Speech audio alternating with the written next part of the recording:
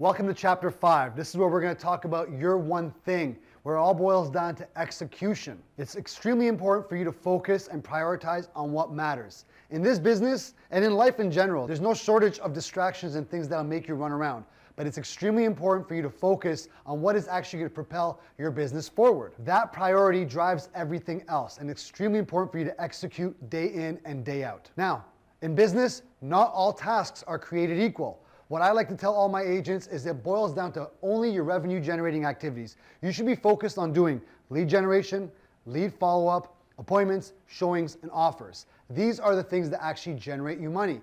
Everything else is to help propel your business forward and for you to be able to continue doing your revenue activities. So it doesn't make sense for you to do things that doesn't generate you income. Now I know, especially if you're watching this course, you might be brand new. You might not have the budget to actually have an admin to help you so you can focus on your lead gen activities. But that's why it's extremely important for you to time block and be intentional. At the end of the day, 80% of your time should be focused on those 5 lead generating activities. When you focus on the right tasks, when you focus on simplifying your decision making, everything else falls in line. I want you to consider this the domino effect. When you picture a row of dominoes falling, you are the first domino, and everything else that falls after is because of your activities, but so many other things are taking place because of your initial activities to get that started. Now for you as a business owner, as a real estate agent, you have to identify your one thing. You are the engine to the car. You have a steering wheel, you have wheels, you have a variety of different aspects of your car as well. But if the engine's not working,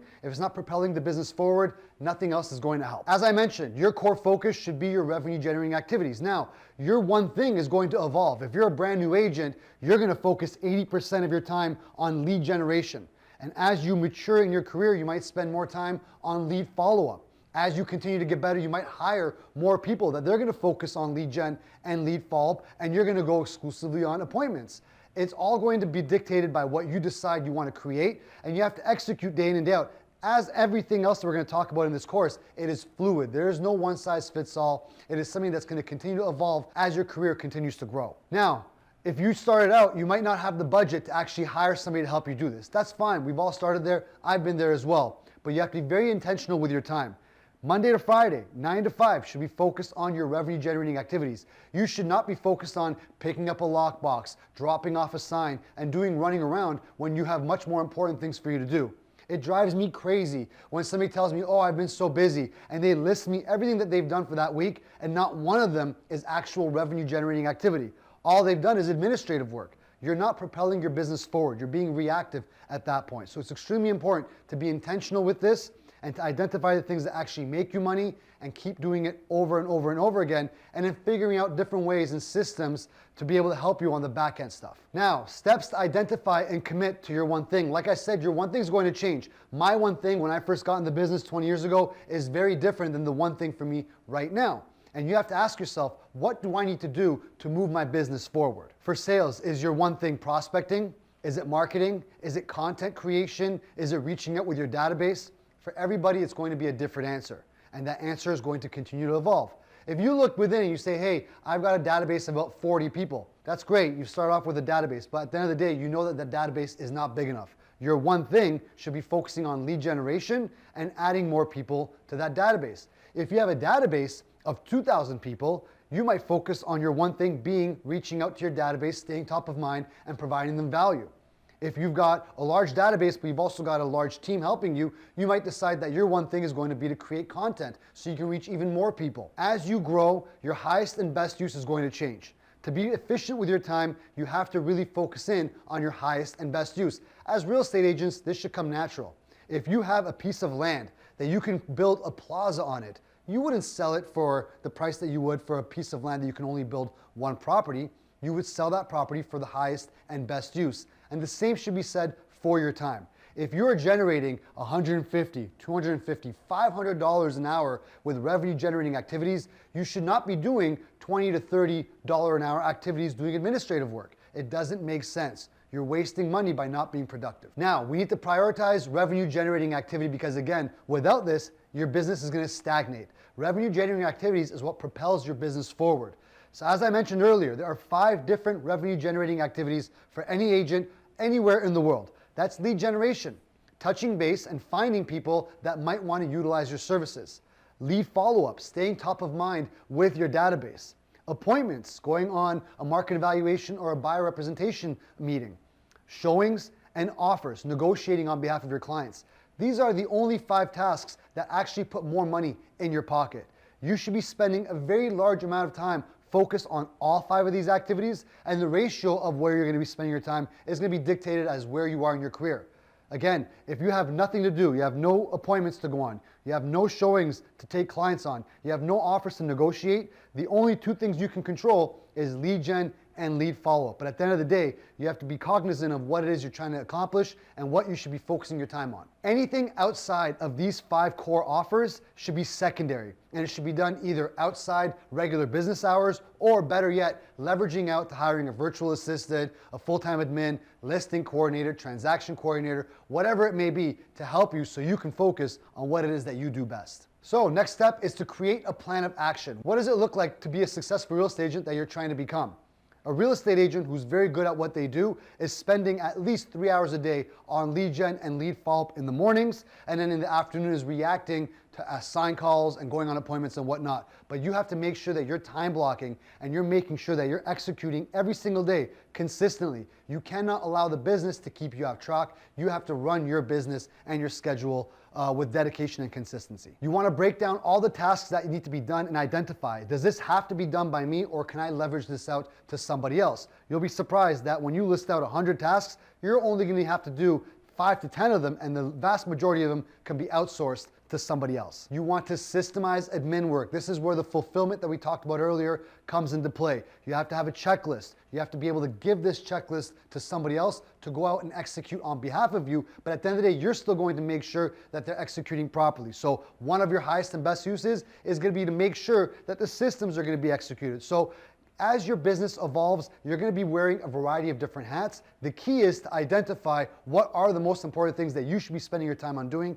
and executing that consistently. Now, you want to start by hiring support. Now, I get it, guys. I started off as a brand new agent. I had no budget, so I would spend my nights and weekends when I was not doing real estate activities, stuffing my envelopes, getting my mailouts ready. But I knew as soon as I could, I was going to hire administrative help so they could focus on that kind of stuff.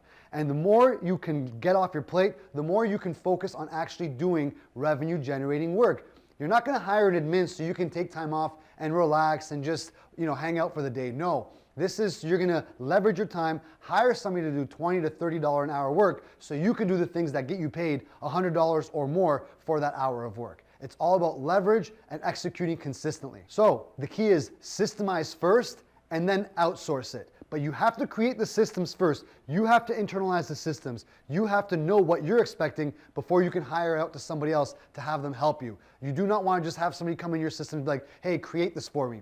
You want to tell them and guide them exactly what you want so you can make sure that you're holding them accountable and executing what you expect. Next up, protect your focus. When you're executing and you're focused on your one thing, again, I mentioned time blocking. It could be evenings. You can decide when you want to do it. But most commonly, 9 to 12 is where the real top producers come in. They know that it's the morning. You want to get everything done out of the way.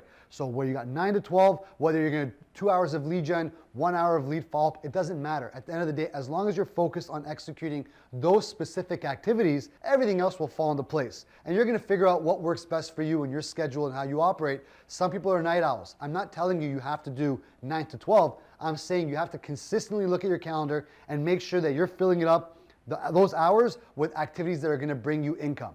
So many people will tell me, oh, Jacob, it's not busy, it's not this, it's not that. And I'll look at their schedule and they're not spending more than 5 hours a week on actual revenue generating activities. Just because you don't have a boss doesn't mean you're not going to stay consistent and no one's going to be expecting you to execute day in and day out. You are your own boss. You have to stay diligent to what you've established for yourself. So the goal is to establish what's being expected and then getting out there and executing every single day. And then most importantly, review and adjust. This is a very fluid business. We're getting a lot of feedback from the activities we're executing, so you want to take that feedback and then re-implement it into your schedule. How can I get better? How can I leverage more? How can I spend more time on my highest and best uses? Who can I bring in to help me more with the things that I'm not good at or I genuinely don't enjoy doing? Right? So it's very important to make sure this is a topic that's top of mind, and it's never going to be a cut and dry answer that you can just forget about for a year. This is something you're going to review quarterly, if not even more than that. Now, a real life example is myself.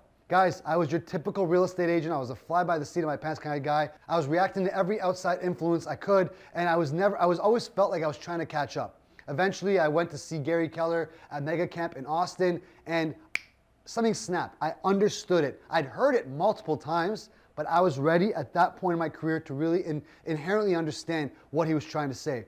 When I got back, I was focused. I only did my one thing. I was obsessed with lead generation.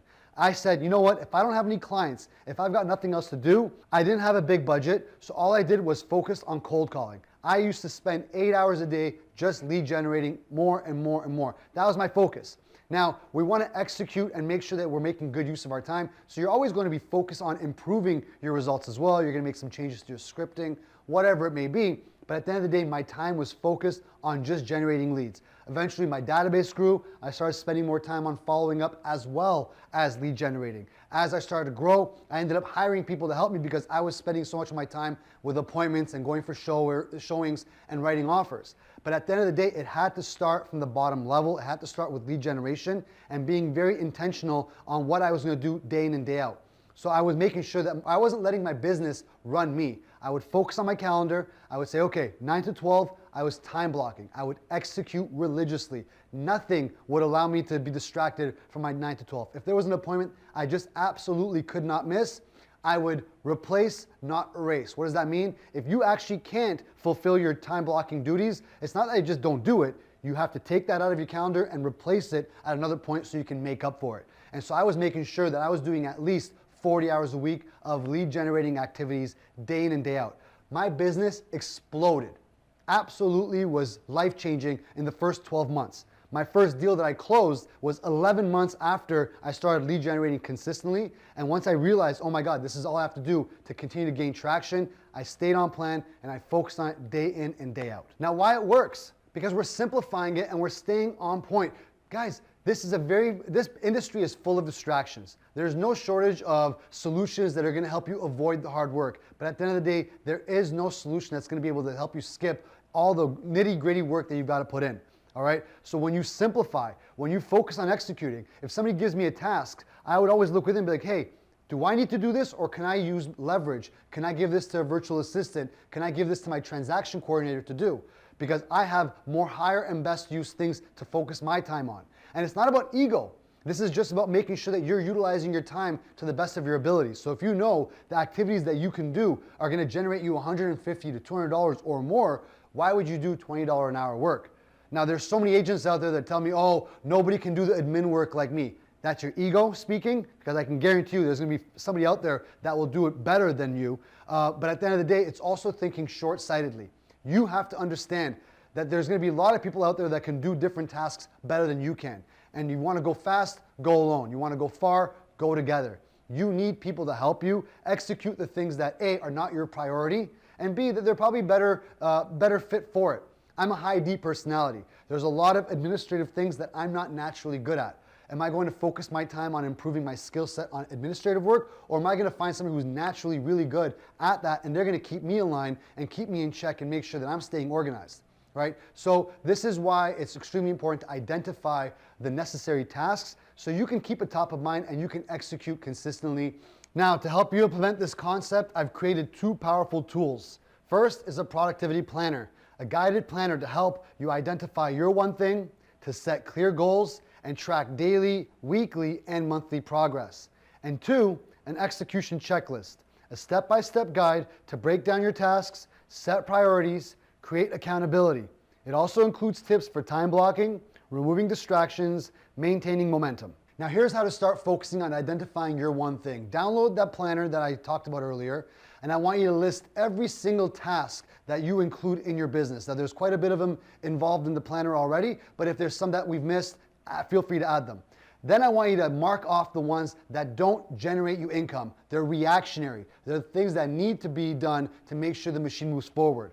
These are the things that you're going to offload to somebody else, whether it's a virtual assistant, a transaction coordinator, a marketing coordinator, whatever it may be. I want you to identify only the things that only you can do, that nobody else can, and we're going to figure out a way that you're going to time block and execute moving forward. Success is the sum of focused action. Commit to your one thing and watch how your life transforms in front of your eyes. Good luck, and I'll see you in the next chapter.